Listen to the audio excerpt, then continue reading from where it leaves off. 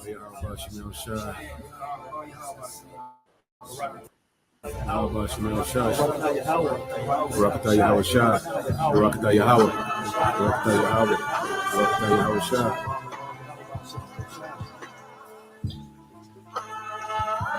But understand thou for thyself, and seek out the glory for such as be like thee.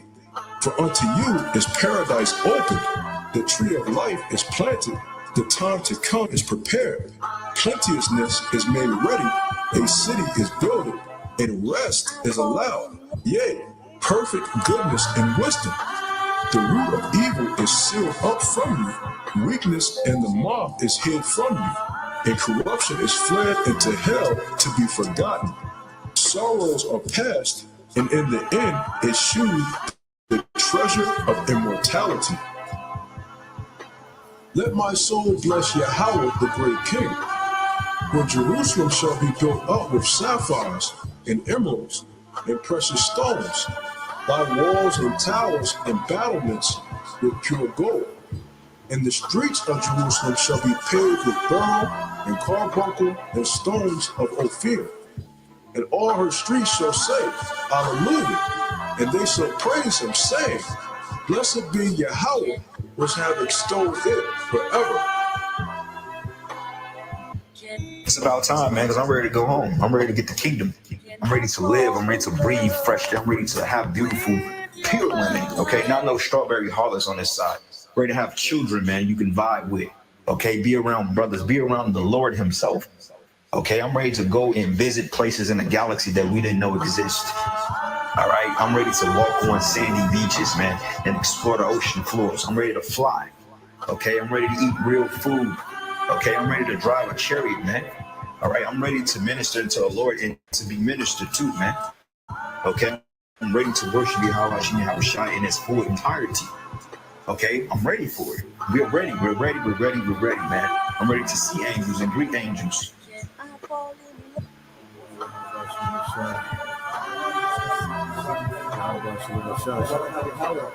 Rakata Yahweh Shah.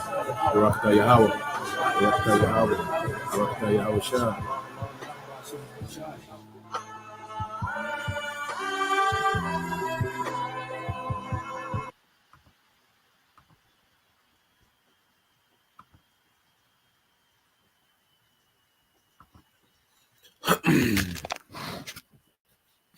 All right. Shalom. First and foremost, I would like to give all praise and glory unto Yahweh, Bahasham, Yahweh Shah, Bahasham, Kakwadash, and double honors unto the apostles and the elders of the GMS who rule well, teach well, being great examples to his younger brothers, and peace and blessings and salutations to the hopeful lake out there pushing his word and truth and in sincerity across the four winds in the name of Yahweh, Bashim, Yahweh Shah, pushing to get up out of here. Shalom to the hopeful lake, the believers, the listeners who have came back to the obedience of the scriptures through faith in Yahweh Bashim Al Shai. All right, and what I want to get into today, is a continuation in the book of 1 Corinthians. All right, we made it to the 14th chapter, and we're dealing with decency and order. And Apostle Paul, he's establishing, the proper use of the spiritual gifts.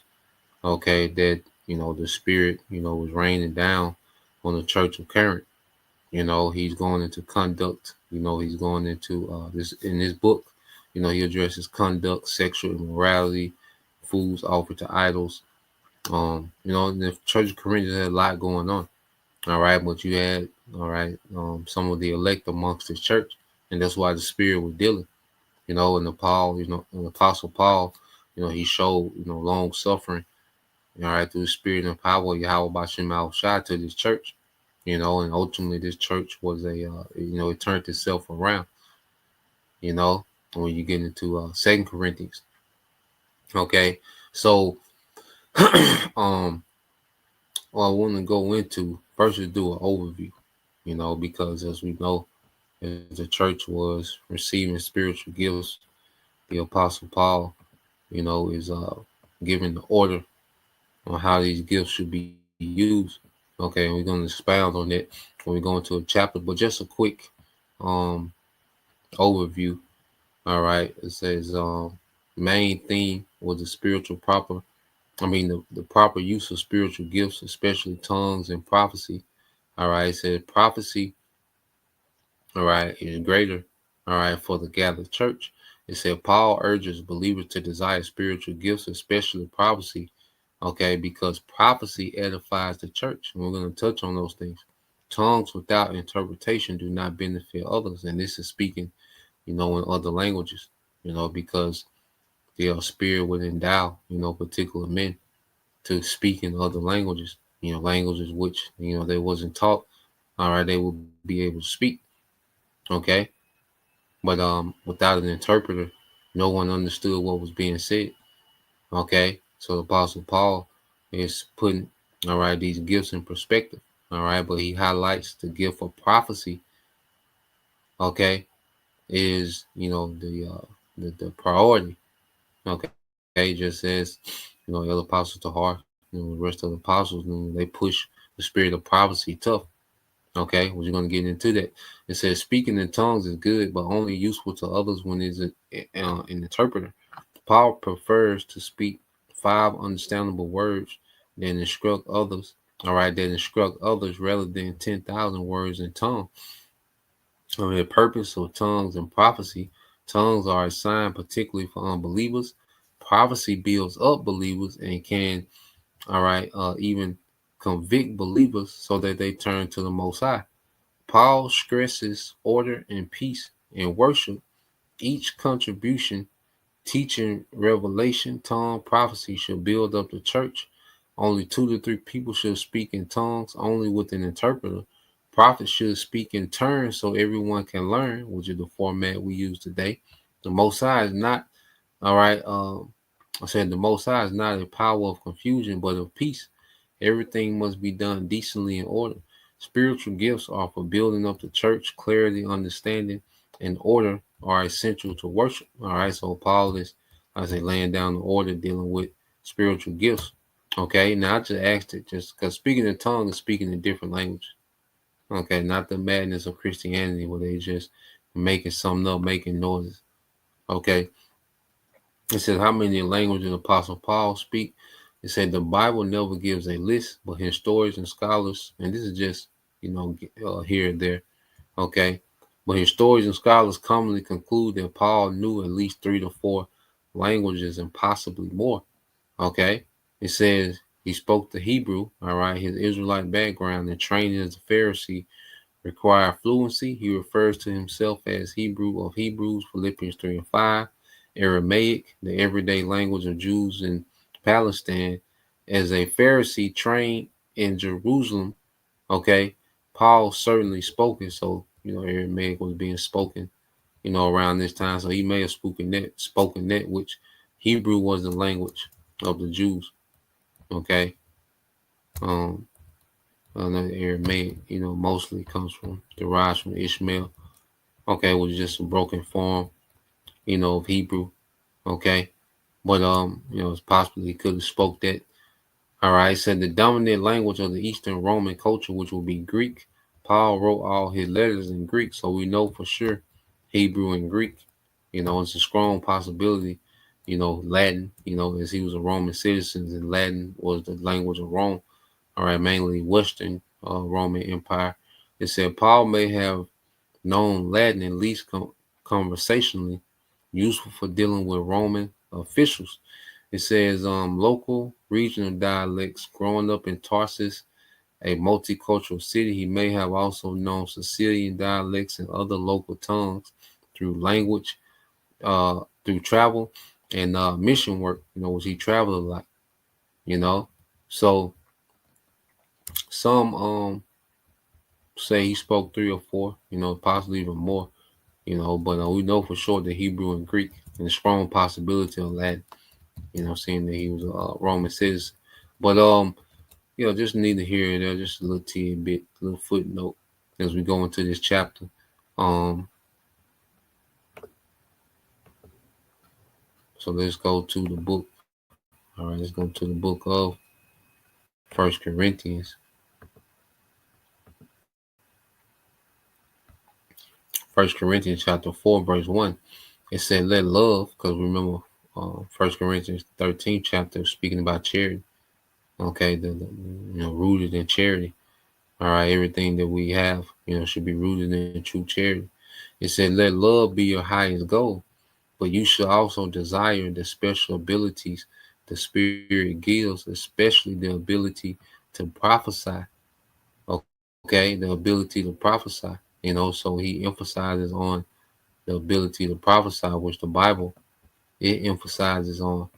Okay, prophecy, because it's through prophecy that we believe. That's what, all right, intrigued us.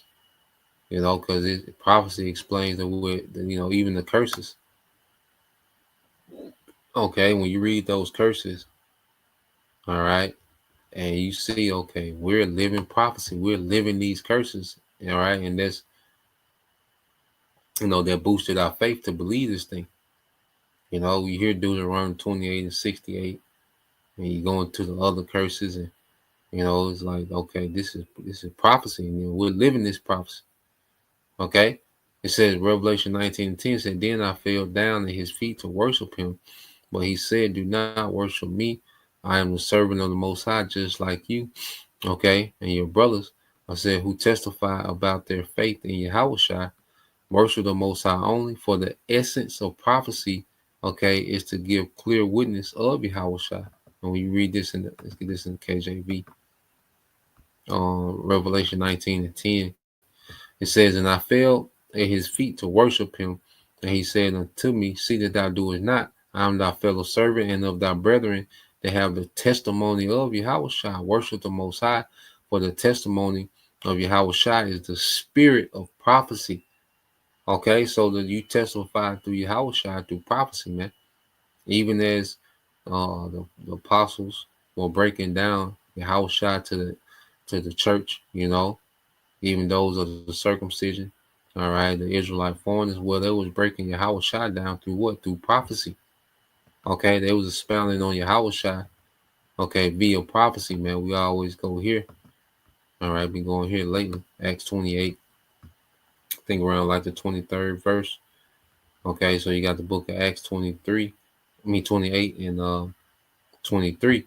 It says, "And when they had appointed him a day, there came many to him into his lodging," and it's the Apostle Paul. And this was day of the circumcision that came to hear about the doctrine concerning Yahweh. All right, it says, "To him, to whom he expounded and testified the kingdom of the Most High, persuading them concerning Yahweh, both out of the law of Moses and out of the prophets, all right, from morning till evening." All right, so Yahweh was explained via prophecy. Okay, the things that were prophesied concerning him, the things that he fulfilled, and there's future things that he's going to fulfill in his second coming. He fulfilled things in his first coming, and there was things that he's going to fulfill in his second coming. And that's the good news, what he's coming to do the second time. Okay, as he's coming to put down this wicked, this evil, this present evil world. All right, and establish a righteous world, a righteous or a forever righteous age for his people. Okay, and it's all contained within what? Prophecy.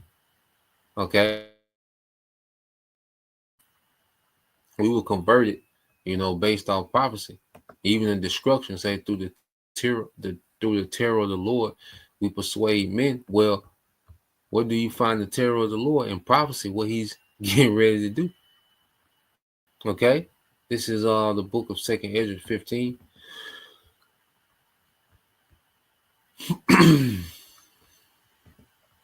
All right, 2nd Ezra chapter 15, verse 1 says, "Behold, speak thou in the ears of my people the words of prophecy, which I will put in thy mouth, saith the Lord, Yahweh Bashem Shai." Okay, so the Lord puts the words of prophecies in the mouth of the prophets. Okay, and why Apostle Paul say, look, hey, cover to prophesy, rather that you prophesy. Emphasize on that spiritual gift. That's the main emphasis of the ministry is prophecy, what's to come. Okay, and cause them to be written in paper, for they are faithful and true. Because our faith is based on these prophecies, man. Going into these times, that we're going into, what's keeping us stable? Our faith and prophecy, man. What's going to be the wisdom and knowledge shall be the stability of our time. Well, the wisdom and knowledge of what? Of prophecy. Understanding that these things must come to pass. That we must, the straight gate, even when we go through this, as we're going through the straight gate and things get harder, well, our faith and prophecy, even the straight gate is going to be a faith booster, man. Even us losing things, us being betrayed, these things are going to be a faith booster because why? We was told these things. It's all a part of prophecy. Okay? Verse 3 said, fear not the imaginations against thee. Let not the incredulity of them trouble thee that speak against thee. For all the unfaithful shall die in their unfaithfulness, man. So all the unfaithful, all right, they're gonna die in their unfaithfulness, man, because if it's not given for them, as Yahushua said, to you it is given to know the mysteries of the kingdom, which that's prophecy. Okay, because we spend a lot of time prophesying about what? A kingdom to come. Okay, so our people that is not given to understand the mysteries of the kingdom, well, they're going to die in their unfaithfulness, man. And the Lord wants them not to get it so he can judge them. Okay, so going back to the book of 1 Corinthians.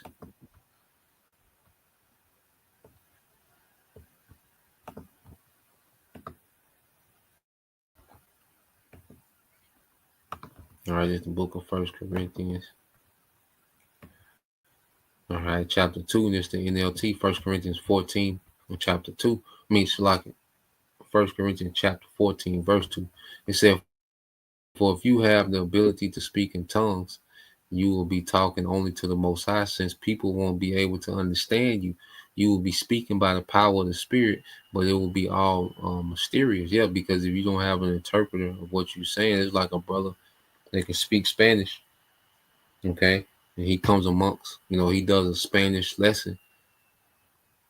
Okay, and the majority of the people that's listening don't speak Spanish. Well, it's like he's speaking to himself. You see, he come amongst a fellowship and only speaking Spanish is just like he's speaking to himself. Okay, just to give an example. All right, unless there was an interpreter right beside him to interpret what he's saying. Okay, and vice versa, because you have Spanish speaking camps. I know out there in LA. Okay, because you have Spanish brothers and sisters, man, that's listening. Okay, and that's why brothers have those gifts for. Okay, to edify. See, the Corinthians, they were just showing off with the gift. Jacob she just couldn't wait to show that they can speak other tongues. Okay, just to have a one up. So the Apostle Paul, like, it's a waste of time just to speak in tongues. Okay, when no one else in the vicinity speaks in tongues. And see, we have the internet now, so brothers that speak those other languages, they're able to direct that video to those people that speak that language. Okay, because that's what the gift of the tongue is. Okay, you're speaking in another language, and that's what it's for, to edify in another language. Okay, not just to speak it just because you can.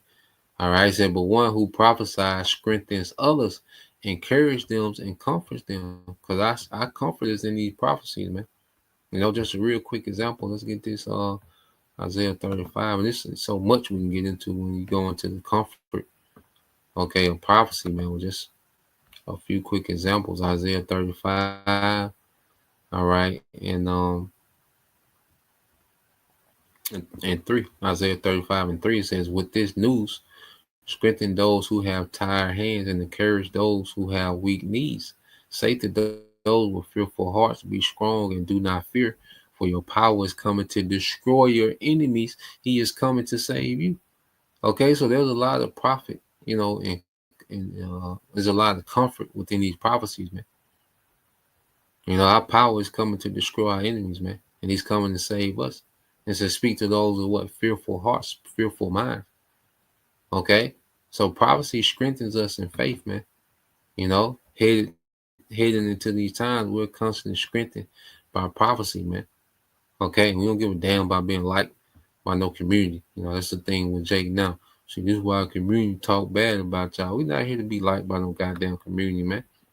We're here to strengthen the believers in their faith, man, through prophecy, man. Preparing the true believers, serious minded, the believers that are maturing in this thing. Okay, we're not here to hang out with you niggas and be popular for you niggas on goddamn social media, man. Okay, niggas a non-factor. Okay, let's go here. Another quick comfort in prophecy. Okay, show you how prophecy it strengthens us, man. Because as we hear about, you know, civil unrest and famine and particular things, well, what stabilizes us, man? Okay, Isaiah 65:13. Therefore, this is what the sovereign Lord says: My servants eat, but you will starve. My servants will drink, but you, all right, will be thirsty. My servants will rejoice, but ye shall be sad and ashamed. My servants will sing for joy, but you will cry in sorrow and despair. Okay, you will cry in sorrow and despair, man. Okay, so the prophecy strengthens us, man. You see, and there's plenty more we can go to, but just giving examples of how prophecy strengthens, and this is why we put emphasis on prophecy, man. Prophecy serves as a warning. Okay, it gives a description of what time we in and what's getting ready to happen. It also gives us a comfort in the promises of provision going through these times, man.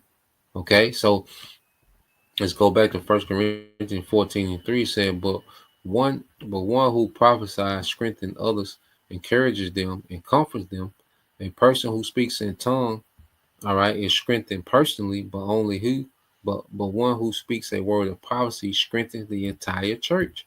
I wish, and certain things happen, we report on that gives us strength, man. Certain events happen and speak towards prophecy, man. We're able to come and report on those things. Those things give us strength. Okay. It says, I wish you could all speak in tongues, but even more, I wish you could all prophesy. For prophecy is greater than speaking in tongues unless someone interprets what you are saying so that the whole church will be strengthened. Dear brothers and sisters, if I could come to you speaking in an unknown language, how would that help you? But if I bring you a revelation or some special knowledge of prophecy of teaching, that would be helpful, man. And that's why, uh, the highest views you'll get, even though, we're not here for views and they tamper with the views and shadow ban, but even amongst that, still the highest views is what prophecy, man. People want to know what's happening, what's going on, what's next, what this nigga up to, man. I know that's one of the things that intrigue me. Is he's saying what the hell is going on according to prophecy, man. Okay, it says even lifeless instruments like the flute or harp must play the notes clearly, or no one will recognize the melody. And if the burglar, all right, and if the bugler, all right, doesn't sound a clear call, which is a trumpet, how will the soldiers know? All right, they are being called to battle. And see, this is likened also to false doctrine. Because we play this new song. All right, well, we're playing a song with intentions. All right, we're intentionally hitting certain notes. Okay, we're intentionally, all right, sounding off certain sounds. That's giving off instructions because trumpets were used to give instructions. Okay, instruments, they will play certain notes. Okay, and give a clear message. But even going back to the trumpet, okay, there was certain ways that the trumpet would be blown. There were certain trumpets for high holy days, certain trumpets for the Sabbath, certain trumpets for mourning, certain trumpets for war. Okay, so it was certain trumpets that gave instructions. All right, specific instructions, and as we, all right, are okay the as we're singing a new song. Okay, we're giving specific sounds, which is correct doctrine that's giving specific instructions, man. Okay? And these guys that are just saying anything, doing anything, changing up, you don't know what to do. You don't know what instructions. You don't know whether to, take the C hip, hug, or eat them out. You don't know what to do. You know? You see, you don't know whether the gang bang, Harlem shake, you don't know what to do. You see, because you're getting all these uncertain sounds. These gray areas, these vague, these unity camps with niggas that don't agree. You don't know what to do. Okay, because you're not getting that clear sound.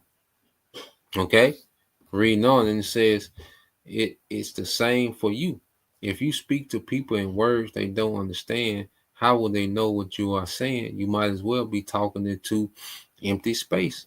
So this was dealing with different languages. But then if you're teaching a false doctrine, you might well be talking in the empty space. If you're not teaching that the MOTB is the microchip, you might well just be talking in the empty space. You're not prophesying. You're just giving off a sound. You're just noisy. You're just noise now. Okay? You're not going to Esau, Edom being a so-called white man. You're saying all nations can be saved. You're just making a noise now. You're speaking in the unknown. It's like you're speaking in the unknown tongue. Okay, so there are many different languages in the world, and every language has meaning. But if I don't understand a language, I will be a foreigner to what someone who speaks it. All right, to someone who speaks it, and the one who speaks it will be a foreigner to me. And the same is true for you, since you are eager to have special abilities the Spirit gives. Seek those things, all right, that will strengthen the church. And we have these gifts to strengthen the church, man. This is the purpose of these gifts. All right. Jake wanted to take the gift and have clout. Just like Jake. Now, this Jake debate for clout. Ain't nobody being built up off debate. Because all these debate niggas, they switch the doctrine. Like ISBK, they big at debating, but then they tell you John the Baptist not in the truth, and the MOTB changes, their doctrine changes like the wind. You really don't know what they believe is the MOTB. Sleeping with white women, being a police officer, Solomon had the mark of the beast. So you don't know what, you know. That's not strengthening the church. Okay, all that debating. It's few points made, and but then overall, the church not strengthened. If you've been following these debates with ISUPK, all right, mixed and confused, infused with the madness that they teach, they told you to take the jumper.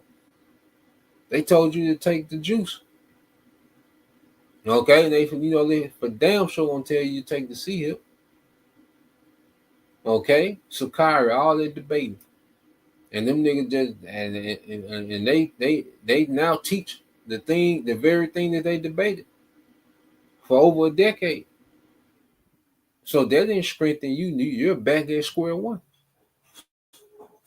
Okay, so Jake was so quick to show off that they knew precepts and they knew breakdowns and they was ready to show that they can confound Christians and okay, but did they put emphasis on strengthening the church? No. Okay. And taught you to be fresh ass Israelites. That madness, man. Nigga shit. Okay, it says, so anyone who speaks in tongues should pray also for the ability to interpret what has been said. For if I pray in tongues, my spirit is praying, but I don't understand what I'm saying. So yeah, you had Jake, that was able to speak, in different tongues with the apostles, dealing with the apostles. They was able to do that, in during the time of the Feast of Weeks. That's what they call Pentecost in the book of Acts. They was able to speak in other tongues. All right. Because you had all those Israelites that was coming, okay, from all over to Jerusalem to reverence, their high holy day, the Feast of Weeks, okay, what they call Pentecost. Okay. It says, well, then, what should I do? I will pray in the spirit, and I will also pray in words I understand. So if you're praying in tongues and you don't understand what you're praying, you don't, the spirit understands, because the spirit can, interpret all languages, you know, but you don't understand what you're praying for. Okay, so Apostle Paul is giving a balance, like, look, bro, that ain't what they're for, man. Okay, you don't have the spirit to speak in tongues, be doing backflips in front of the church. Okay, it says what? It says, well, then what shall I do? I says, I will pray in the spirit, and I will also pray in words I understand. I will sing in the spirit, and I'll also sing in words that I understand. For if you praise the Most High only in the spirit, how can those who don't understand you praise the Most High along with you? How can they join in giving thanks when they don't understand what you are saying? You will be giving thanks very well, but it won't strengthen the people who hear you. I thank the Most High that I speak in tongues more than any of you. Because Apostle Paul, he spoke multiple languages, you know, but he didn't come amongst them. He just be speaking Hebrew on there. They don't know Hebrew. And he'll speak the Greek. They knew the Greek, and then he switch up to the Latin. Let's say he spoke Sicilian, then he switched back to the Sicilian just to show, just to flex that he can speak in different languages. Well, what benefit would that be for them? Okay, that's why amongst these Israelite foreigners, these epistles was written in Greek. Okay, for edification, something that they could easily understand for the sake of edification. Okay, he says, but in the church meeting, I would rather speak 5 understandable words to help others than 10,000 words in an unknown language. Okay, so it's about speaking words and interpreting things easy to be understood. Okay, so dear brothers and sisters, don't be childish in your understanding of these things. Be innocent and babes when it comes to evil, but mature in understanding matters of this kind. Matter of fact, I want to read this in the KJV. Okay, 1 Corinthians 14 and 20 says, brethren, do not be children in understanding. And see what you have amongst a lot of Israelites, that they're children in understanding. And you just see the things that they say. You know, see the Israelite community speak bad about y'all. You a child, man. Okay? Even as just a regular adult in the world, you think worry about the goddamn community and how they feel. That has nothing to do with what I got going on. It don't affect me at all. How a nigga feel, on the internet. Okay? Jake say that like we just supposed to break down and reconsider everything that we teach you. Jake, you're childish, man. For even saying that, okay, a community of people on the internet, all right, the slaves like me don't like me. Okay, they can't affect my day to day. They can't affect their own day to day. So what the hell? You see, salvation ain't based on having an Israelite social media community liking you, man. It's a childish mindset. Well, y'all can't just all get along. You're a child. You don't understand. Okay, this how it's always been like this, and it's meant to be like this, so the truth, all right, can be exalted, man. You got to have folly, so the truth can stand alone. You got to have false teachers, so the true prophets can stand out. Okay, but a lot of Jakes, you're children in understanding. Okay, y'all fasted for a wicked nigga. That's a child. You're children. A lot of you Israelites with fringes on are children in understanding. Okay, how be it in malice be ye children. See, when it comes to malice, all right, we're children, which means we're not significant in it. Okay, all this gossiping and getting caught up in the mess and the soap opera, man. We're children to that. We're small in that, man. But when it comes to understanding, but in understanding, be men. Okay, because someone has to be spiritual adults, man. Okay, and there's not many amongst Israel with fringes and head wraps and armbands and boots. And you see, and it says, 1 Corinthians 14:21. It said, "It is written in the scriptures, I will speak to my own people through strange languages," going back to Isaiah, the stammering lips. Okay, through other tongues and you know through other languages. Would this word be broken down? Because the original language is what the Hebrew. Okay, it says, "And through the lips of foreigners, but even then they will not listen to me," says the Lord. Um, so you see that speaking in tongues is a sign not for believers but for unbelievers. Prophecy, however, is the benefit for believers. All right, not unbelievers. Even so, if unbelievers or people who don't understand these things come into your church meeting and hear everyone speaking in the unknown language, they would think you are crazy. Yeah, so the speaking in tongue can be a sign for an unbeliever. It can be, it can be like, whoa, whoa, okay. But what's going to give them a foundation to believe? It's not going to be speaking in tongue. So speaking in tongue can catch the attention of an unbeliever, but what's going to give them a foundation to believe? Even so, if unbelievers, okay, verse 24 said, "But if all of you are prophesying, and unbelievers are people who don't understand these things come into your meeting, they will be convicted of sin and judged, all right, by what you say." Okay, so it's through prophecy because we speak of the judgment that's coming for certain behavior. Okay, what made us stop celebrating the pagan holidays is the judgment that was coming for doing it, which is what within prophecy. Okay, so everything is rooted in prophecy, man. The foundation of everything we teach is all rooted in prophecy, man. Even us being Israelites, man. Who Esau Edom is rooted in prophecy, man. Okay, what this nigga would be doing? Go to prophecy. This nigga doing it. This is him. That's him. Okay, the man of sin. It says, and they listen. It says, as they listen, their secret thoughts will be exposed, and they will fall to their knees and worship the Most High, declaring the Most High is true. All right, truly here among you, and that's the believers are built to do that. Okay, the hopeful elect. Okay, it says, well, my brothers and sisters, let's summarize. When you meet together, one will sing, another will teach, another will tell some special revelation the Most High has given. One will speak in tongue, and one will interpret what is said. But everything that is done must strengthen all you. So he's like, y'all all over the place right now.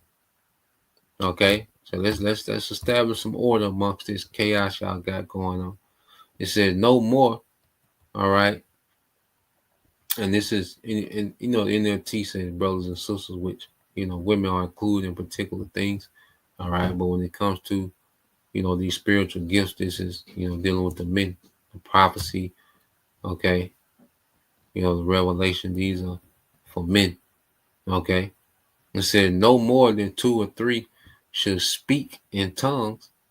They must speak one at a time, and someone must interpret what they say. So bringing order to it. Ain't no sense of speaking in tongues without no interpreter. But if no one is present who can interpret what you're going to say, they must be silent in the church meeting and speak in tongues to the Most High privately, man. So if you don't have an interpreter, it wasn't, you don't need to speak in tongues. It's pointless. It's fruitless. Okay. Let two or three people prophesy, all right, and let others evaluate what is said. So this is the order you see amongst the camps today. But if someone is prophesying and another person receives a revelation from the Lord, the one who is speaking must stop. Yeah, that's why you hear a brother speaking, okay, and there's a brother speaking in the spirit, and here's another brother with a revelation as that brother is speaking, then that brother begin to speak, and you see brothers speaking one at a time. Okay, it's not just a bunch of guys, everybody just prophesying and just hearing a bunch of chatter. No, you're hearing men speak one at a time, and the spirit will jump from brother to brother. Spirit might be on one brother for a while, then it'll jump to another brother. Now the spirit is on two brothers, and then jump to another brother. Now you got like a spiritual cipher. Okay, with readers, the brothers they're evaluating what's being said, and they're getting precepts to go with what's being said through what they're spiritually evaluating. Okay, hence you have what the setup of the camp. All right, said, but if someone is prophesying and another person receive a revelation from the Lord, the one who is speaking must stop. In this way, all who prophesy will turn. All right, will have a turn to speak, one after the other, so that everyone will learn and be encouraged. And through that format, edification goes forward. Because it's just not a bunch of chatter. Okay, it's not a bunch of uncontrolled, okay, unorganized speaking. Things are being done in order. You know, for the most part, man. You see, it ain't gonna be perfect. You're gonna have brothers trying to get points out at the same time. Mostly you see one brother fall back and let the other brother go. Okay, and you see that more and more. Because everything is increasing, even the order. Amongst the body. It said, "For the Most High is not a power of disorder, but of peace, as in all the meetings of the saints in one body." All right, so and this just brought order.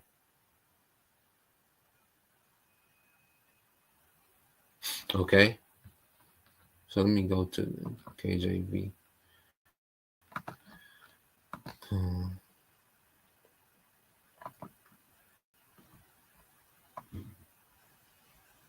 all right, this is 1 Corinthians 14:32. It says, and the spirits of the prophets are subject to the prophets. Yeah, so the spirits of prophets keep coming back, within the prophets. And that's why you have here real quick, Daniel 12, and it was told that Daniel, even John was told that he will prophesy before, kings and many nations again. Okay. Well, they were speaking of him being reincarnated and coming back. Okay. So, and standing in his light as a prophet again.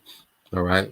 Daniel 12:13. But go thy way to the end be, which is, Daniel would, all right, he would die.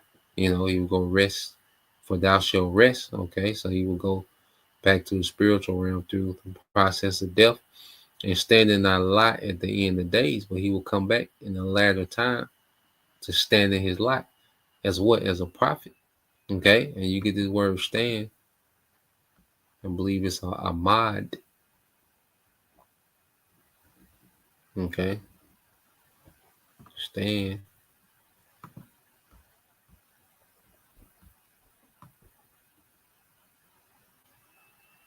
Okay. Which is a mod, which goes into what? To stand, to remain, all right, to endure. Now, when you go back, definition F, it says to arise, to appear, to come on the scene, to stand forth, to appear, to rise up or against. Okay, to arise, to appear, to come on the scene, to stand forth, to appear, to rise up or against, to rise up or against. Okay, so that's what it means to what? To come back in your life. Okay, you come on the scene. If you are a prophet, you're gonna come back on the scene as a prophet. You're gonna appear. You're gonna rise up again as a prophet. Okay, if you were a prophet before. Okay, even what it says in Jeremiah 1. All right, this is the book of Jeremiah, chapter 1. Okay, verse 4. It says, "The word of the Lord came unto me, saying, Before I formed thee in the belly, I knew thee. And before thou camest forth out of the womb, I sanctified thee, and I ordained thee a prophet unto the nations." Okay, I ordained thee a prophet unto the nations. Okay, so before we was formed in the belly, which we was in the spiritual realm, because when the sperm hits an egg, okay, where the Lord adds a spirit, okay, in the midst of that, and that's where you get life. Okay, so going back, All right, to First Corinthians.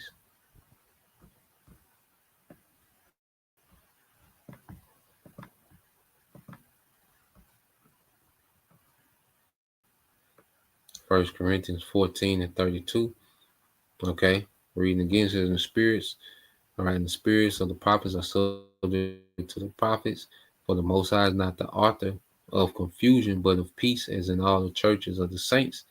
Let your women keep silence in the churches, for it is not permitted unto them to speak, so the women won't say anything in the church. All right, but they are commanded to be on obedience, as also saith the law. Okay, or that it was set up for what the woman to be a help from the beginning, a aid. Okay, and if you're an aid, well, you have to be obedient to what you're aiding. Okay, and it says, and if they will learn anything, let them ask their husbands at home, for it is a shame for women to speak in the church. Okay, so if you was a woman and you was in these church settings back then, you wouldn't speak. Okay, as men, would be prophesying, and the spirit will be jumping on different brothers to speaking. Okay, breakdowns is coming out. Okay, well, when you got home and you was something that you was curious about what was said, you would ask your husband. Okay, was it shame for a woman to speak in the church? Now we don't have this set up today where we're coming together, as a church, and our women are with us, and okay, we don't have that set up. Now you have the internet. All right, and the woman doesn't speak. She gives a salutation, but she's not adding precepts. She's not trying to add points to the lesson. Okay, she's listening in silence. Now women that don't have husbands, all right, or don't have believing husbands, you can have a question after the lesson. You can go back on the comment board and ask a question, okay, and to get answered on the comment board, or brother, do a lesson on it. All right, and that's the order of it. Okay, it says verse 1 Corinthians 14 and 36. It says, what came the word of the Most High out from you, or came it unto you only? If any man think himself to be a prophet or spiritual, let him acknowledge that the things that I write unto you are commandments of the Lord. All right. So Apostle Paul, was giving these orders. Okay. And these orders, because the whole book is full of commandments. Elder Apostle Hart went into it the other day. Okay. When Howard Shah said, well, doesn't it say in your law that you are God's? Well, that's in the book of Psalms. So letting you know that this book is full of commandments and the law. So the Apostle Paul, he's giving law and order to a chaotic situation. So he has the authority in the spirit, okay, through Yahweh Bashim Al Shai to give law, okay, to the churches, man. You see? He letting them know, you think you're spiritual and prophet, know that the things that are right are commandments of the Lord, and he was ordained to do that, to establish that was his office, to establish order amongst the churches. Okay, so he was ordained to give certain order and decrees to establish that order, man, for the edification.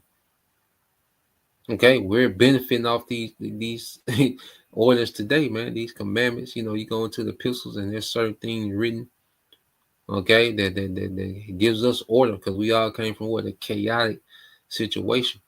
We come into the truth, we come into order.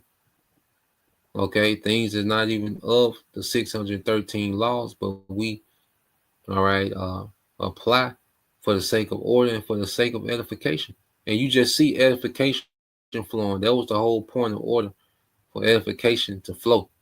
Okay, it says, but if any man be ignorant, let him be ignorant. Wherefore, brethren, covet to prophesy, and forbid not to speak with tongues. Let all things be done decently and in order.